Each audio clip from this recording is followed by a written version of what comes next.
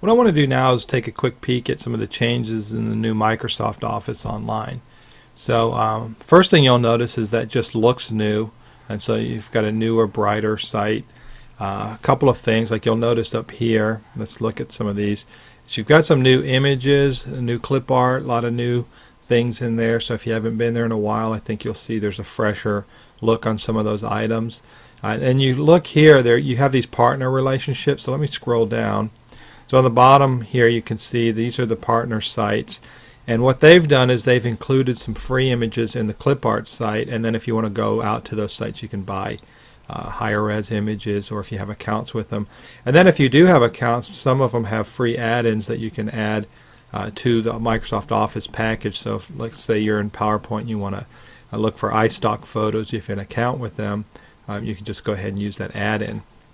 But let's look at the site specifically. So let's go ahead and type in, we'll just do business, and we'll do a search for business.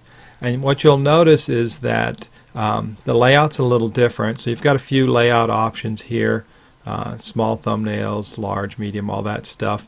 And then you've got your option to navigate. And now you'll notice here too, you've got a quick way to sort your media types, and also the image sizes as well. So for example, one of the things that I think are nice is when you click on resizable, that's going to allow you to find vector images. So let's go ahead and click on resizable, and then you notice it's sorted all of the images just by vector images, which means you can resize them and not lose any image quality.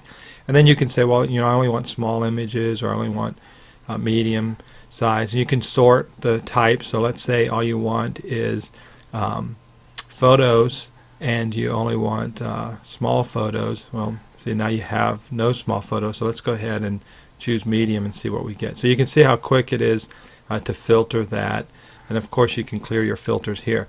One of the things that I think is neat, so let's say you find a photo, and the main thing that I think is a hassle when you're looking for stock images is that you find something and then it's a hassle to try to find comparable images. So let's say I click on this guy, I did a search, and this is the only guy that comes up. So when I click on him, you'll notice I've got all my image details here. And then I can also sort by keywords, which is a great way to sort if you're looking for something you're not quite clear on what you want. Go with the keywords that are associated with the image. So if you find an image, you kind of like this one, but you're not quite sure if that's the one, then just go look through the keywords, and that might help you.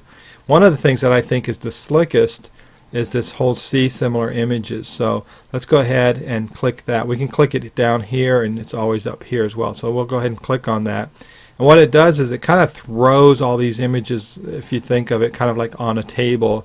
And then I can quickly scan through images. And I think this is great because one is I do have images that have a very similar look and feel to them, and it's a quick way to collect them. And so I can just click and view one.